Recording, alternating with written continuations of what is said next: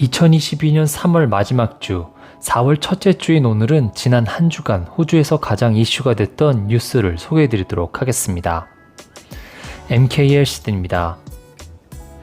지난 한 주간 이슈가 된 소식은 확산세가 이어지고 있는 코로나 바이러스 소식과 공식적으로 4차 부스터샷이 접종 시작되는 소식, 2022년, 23년 연방정부 예산안 발표 예정 소식을 전해드립니다.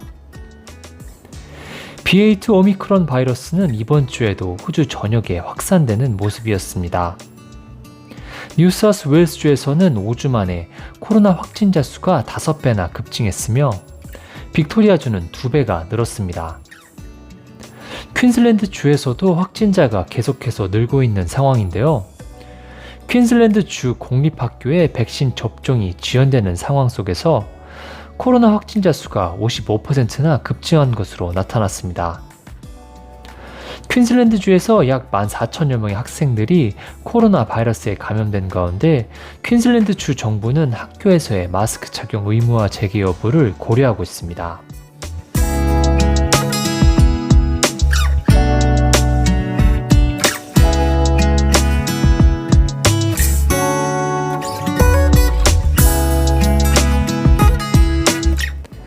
연방정부가 모더나와 20억 달러에 달하는 백신 생산 허브를 멜번에 구축하는 협정을 체결했습니다. 구체적인 장소는 아직 정해지지 않았지만 2024년부터 백신을 생산하기 위한 생산시설의 시설 건축 공사가 올해 안에 시작될 예정입니다.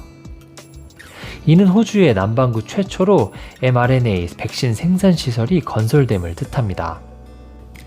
해당 시설에서는 매년 1억 회분의 mRNA 백신을 생산해낼 것으로 전망되고 있는데요. 대부분 코로나와 인플루엔자 등 호흡기 질환 치료제 생산에 집중할 것으로 알려졌습니다. 한편 모더나는 미국에서 6세 이하 아동들에 대한 코로나 백신 승인을 추진 중인데요.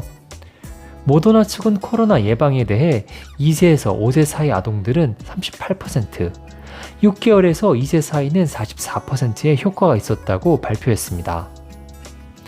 모더나는 수주 안에 미국 식약청 승인을 받을 것으로 예상이 되고 있으며 그럴 경우 경쟁사인 화이자에 앞서 전 세계에서 처음으로 유아 접종이 승인되는 코로나 백신으로 기록됩니다. 호주 면역기술 자문그룹 ATAGI는 겨울이 다가오자 코로나로 인한 심각한 질병 위험이 높은 사람들에게 4번째 백신 접종을 권고하며 3번째 백신을 접종한 지 4개월이 되면 4차 접종을 하는 것이 좋다는 입장을 밝혔습니다. 이번 4차 부스터샷은 4월 4일부터 시작이 되는데요. 대상자로는 65세 이상 호주인 420만 명, 50세 이상 원주민과 토레스의 군도민 약 8만여 명, 노인요양시설과 장애인시설 입주민 약 23만여 명, 16세 이상 중증 면역 결핍자 50만 명 등이 백신 접종 대상입니다. 한편 연방보건부 장관은 올 겨울 건강상 위험에 처한 호주인들을 보호하기 위해 독감 인플루엔자 백신 접종에 1억 달러를 투자하겠다고 밝혔는데요. ATGI의 의료 조언을 인용해 독감과 코로나 백신을 동시에 맞아도 안전하다고 밝혔습니다. 4월 17일 이후 해외 입국자들은 코로나 음성 결과 제출을 요구받지 않게 되어 여행객들이 호주 입국할 때 더 이상 사전 코로나 진단 검사를 받을 필요가 없게 됐습니다. 하지만 해외 입국자들에게 요구하고 있는 코로나 백신의 최소 2차 접종 규정은 유지가 됩니다. 또한 이날부터 2년 동안 전면 금지가 됐었던 해외 유람선 운항도 허용이 됩니다. 한편 국내 여행업계 활성화를 위해 총 7,550만 달러를 국내 관광업계에 지원하여 여행사와 관광 서비스 제공업체를 도울 예정입니다. 아울러 정부는 향후 3년 동안 총 6천만 달러의 예산을 지원해 호주의 새로운 관광시장 개척에 나섭니다. 특히 정부는 국제회의 및 다양한 행사의 국내 위치를 위해서 정부 차원의 적극 지원을 제공할 방침입니다. 연방 예산안이 내일 저녁 7시 30분에 발표가 되는데요. 이와 관련해 조시 프라이든버그 연방 재무장관이 이번 예산안을 통해 생활비를 경감시켜 줄 것이라고 밝혔습니다. 최근 비싼 휘발유 가격으로 많은 호주인들이 고통을 받고 있는데요. 하지만 현재 리터당 44센트에 달하는 유류세를 동결하거나 줄이는 계획에 대해서는 언급하지 않았지만 휘발유값 안전 대책 방안이 이번 예산안에 포함될 것이라고 밝혔습니다. 또한 물가 안정 대책이 마련될 것이라는 점도 분명히 했는데요. 인플레이션 상승 및 금리 조기 인상 억제 대책이 그 골자가 될 것이라고 덧붙였습니다. 또한 레밍턴으로 불리우는 중저소득 세액공제 로우 앤 미들 인컴 텍스 오프셋에 대해서도 입장을 밝혔습니다. 그동안 정부는 6월 30일에 종료 예정인 중저소득 세액공제에 대한 입장을 밝히라는 압박을 받았었는데요. 현재 해당 공제를 통해 자격이 되는 이들은 세금을 최대 1,080불 줄일 수 있기 때문입니다.